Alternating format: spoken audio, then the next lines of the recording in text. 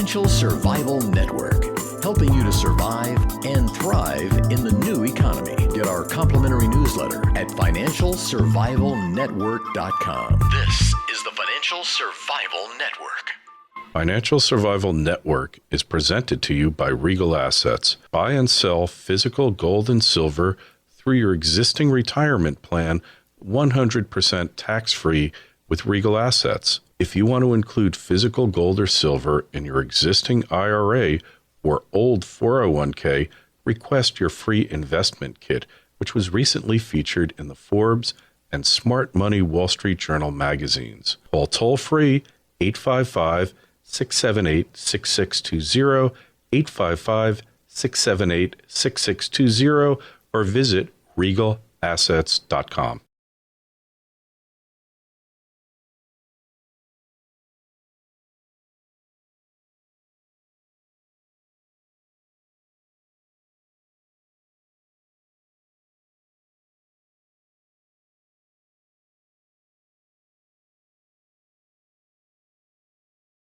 $14.90 WGCH. This is Kerry Lutz. You are listening to the Financial Survival Network. Are we seeing a Romney revolution? Is the free market going to rise yet again and prove its worth? Well, we've got Dr. Yaron Brook of the Ayn Rand Institute on with us now to discuss that and the upcoming free market revolution. Dr. Brook, how are you? I'm doing well. How about you? Doing good. And good. I see your book is really doing incredibly well, The Free Market Revolution. But first, you're a debater. You're constantly on the road, many, many days of the year debating anti-free market people. And you watched Romney and Obama go at it the first two debates. What are your thoughts there? Well, I don't think either one of them is a particularly good debater, but of course they're politicians, so they play to what they think the audience wants rather than actually executing a debate. Obviously, Romney came out very strong in the first debate, and I think did a very good job, and that debate really, really hurts Obama. I think the second debate last night, it was more even. I think Obama held his own. I mean, put aside content, just in terms of style, I think Obama seems much more comfortable, much more aggressive. He went after Romney. Romney kind of handled it pretty well, stumbled a few times. I think at the end of the day, it's probably a draw, and I don't think it really changed anybody's minds. But at the end of the day, right? Substance to us is what matters, and neither of them, I don't think, had much substance, although, of course, Romney is marginally better.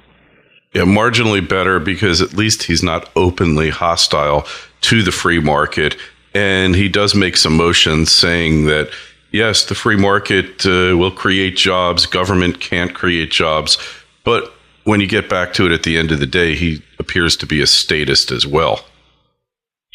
Yes, I think that's right. I think basically if you're going to be a politician today, you're going to be a statist. The electorate is just not ready to elect anybody else, any other viable kind of candidates. We live in a country that still expects government to do stuff for it. We live in a country where the government is still, you can't touch Social Security and Medicare and Medicaid, or I can't say you're going to touch them, not in any significant way. The electorate still expects government to create jobs, even though we know government can't create jobs. Jobs are created by the private sector. And the only thing government can do, the best thing government can do, is just step out of the way, deregulate, lower taxes, just, reduce its footprint rather than increase it. And we still have an electorate that expects its politicians to tell them everything's going to be okay, don't worry, be happy. And of course, we know that the economy is in deep, deep trouble. And without some real radical reforms in the next few years, we're in real deep trouble. So neither one of these guys really knows what the answers are. And the debate is somewhat boring because they don't say anything particularly interesting. They just mouth platitudes. They say what you expect them to say. They say what every Democrat and Republican have always said. there's nothing really interesting or particularly new or particularly meaningful in what they say. What this country needs is radical change, and neither one of these guys is talking radical change. Now, they might be forced into it by the realities of the marketplace, just like right now, Greece and Spain are being forced into some changes that they couldn't even imagine just a few years ago. We will see. Yeah, it's interesting because you would think from Romney's experience, he would be pro-free market and pro-growth, but instead all we get from him is we're going to create 12 million new jobs. And then muttering under his breath, he says, but the government really can't create any new jobs because other than hiring more cops and doing things like, jobs that aren't really producing anything for the common good, what can the government really do to turn this thing around other than get the hell out of the way?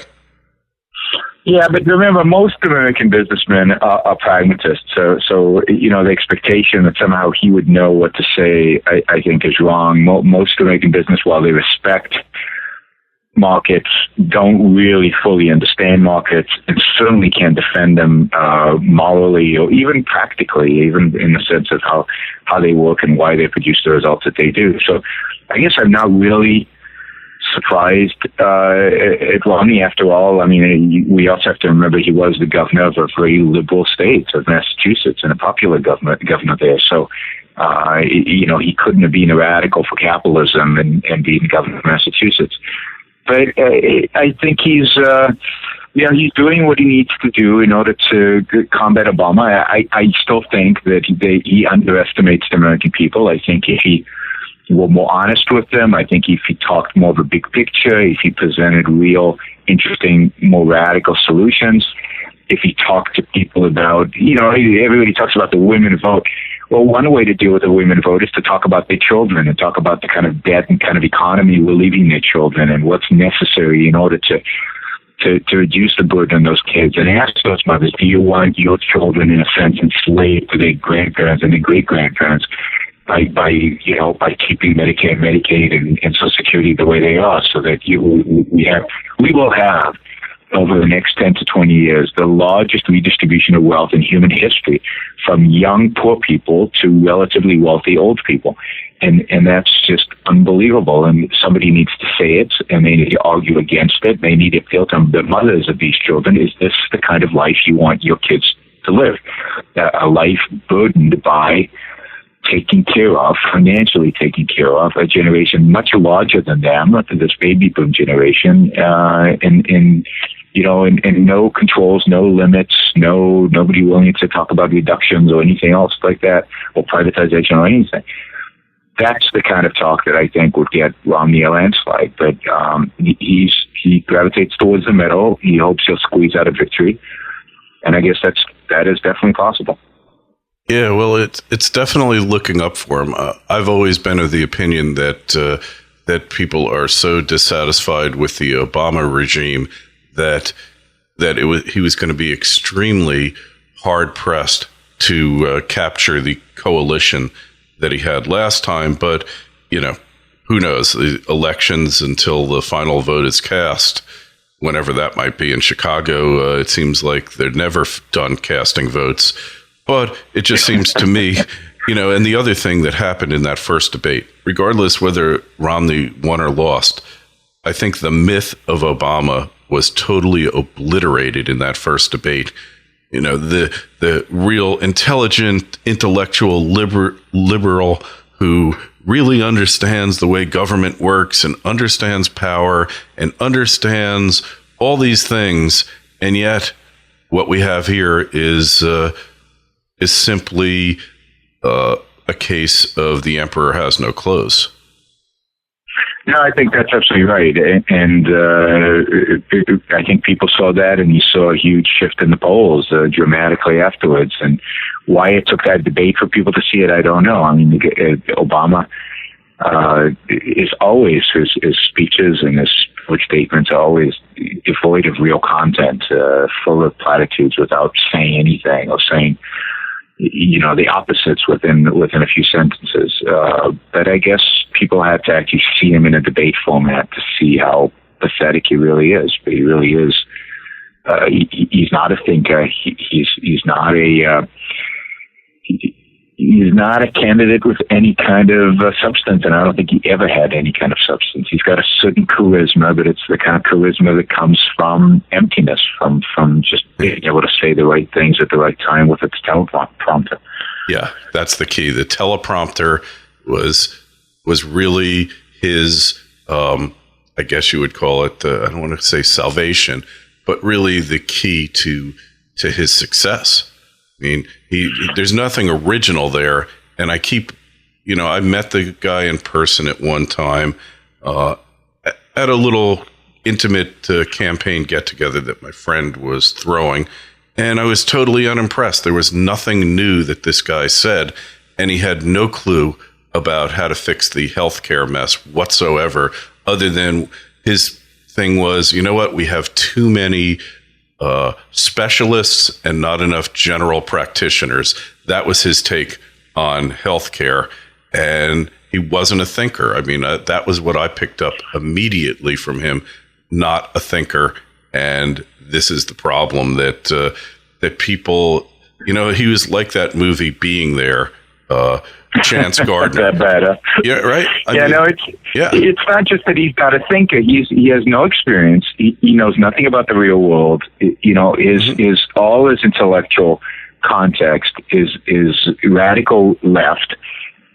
He is a child of the '60s new left.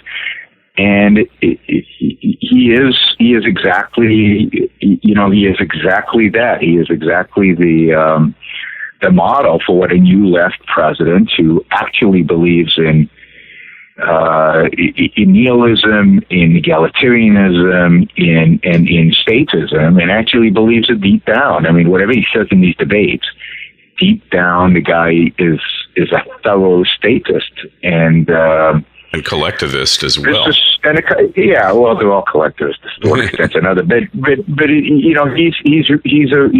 the real thing, the real deal from the left. And white people didn't see it, and white people still don't see it. I don't get it. They project onto him something that he's not. I think the better people who are likely to vote for him. But this guy is to some extent the worst of the '60s generation, that generation that we thought we left behind, and that had grown up. He's an example of the generation. The generation that was raised by the '60s, that was educated by those kids of the '60s, and he takes that nonsense seriously. And we are all going to suffer dramatically the consequences of that. I think if he wins, it's. This is our worst nightmare, is the new left, the nihilistic, anti-capitalist, anti-freedom, anti-American left dominating political life. And I don't think they quite dominate, because I don't think the American people are quite ready for that kind of domination. We're not masochistic enough yet. But yeah, I mean, he's, other than that, his intellectual background is completely consistent with that worldview, and it's a failure, and we see that in his policies. And he can't quite articulate what he actually believes, because if he articulated what he actually believes, he would never be elected. So he stumbles out in a debate with kind of a mishmash of neither here nor there, and that's exactly what we're seeing. We're seeing neither here nor there. Yeah, and if you want to really figure out what free markets are about and how important they are, then we have to go to your newest work. And right? Yeah, I mean, this book really is, I think, if you're interested in what a free market really looks like, if you're interested in what a free market, how it works and why it works and how one should go about defending it, I think this is the book that hopefully one day will inspire a true free market candidate, a viable candidate who actually will now be, will not have a problem in a debate like this saying something like, wealth creation is a virtue, wealth redistribution is a vice. So, the individual rights are about freedom from the coercive power of government, freedom from the coercive power of my neighbor. Those are the kind of ideas that we need in this country. That's what's going to lead us to free market revolution, which is what we desperately need, and I think in this country and in the world generally. I'm hoping that enough people read the book and that it has enough impact out there that it plays a role in shaping a generation of voters that will be ready for such a candidate when the time comes. Yeah, we can only hope. And from what I understand, the book is selling quite well, isn't it? It is. In the first week, it was a bestseller on a number of lists, including the Washington Post number 4 and on USA Today and Publishers Weekly. So it's doing very well. It's you can buy it anywhere. It's in actually one of the things I really enjoyed is it's in kind of airport bookstores, which is pretty cool. So really? I travel a lot, so I walk into these bookstores, and I was in the bookstore in Denver last week, and there it was, 2 copies, and this week I was in the bookstore at LAX in Los Angeles, and there were 2 copies. So now my mission is, to go from bookstore to bookstore at the airports and check them out and let people know on Facebook and Twitter so that people go and buy them.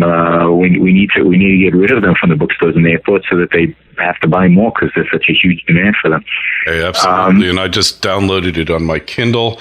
And excellent. I'm going to start reading it. So next time that we speak, we'll go in depth about the book and why the free market is the only way that can satisfy the majority of the population's needs and wants, and why when the free market is suppressed, when it isn't honored and it isn't exalted, that everybody suffers and everybody becomes all the poorer. So. That's absolutely right. But this essence of the free market is, and the thing that makes it a virtue is that it's free. And the battle ultimately is for freedom, not for wants and needs, but to be allowed to choose one's own values and pursue one's own rational values. And, sometimes we're going to fail and sometimes we're going to make mistakes, but that's our problem, and that's something we need to deal with and we need to learn from. So the market doesn't guarantee you anything. It just leaves you free to live your life, which is exactly what human beings need in order to thrive. Absolutely. I couldn't have said it better myself. So if you're interested in that book, Free Market Revolution, How Ayn Rand's Ideas Can End Big Government, then go over to Amazon, get it on the Kindle ebook, or get the hard copy, or get both. And if you want to hear this interview with Dr. Brook again, or others that I've had with him, or get the latest financial news, it's financialsurvivalnetwork.com. Yaron, thanks so much for being on, and we will talk with you again soon. Sounds good. Thanks.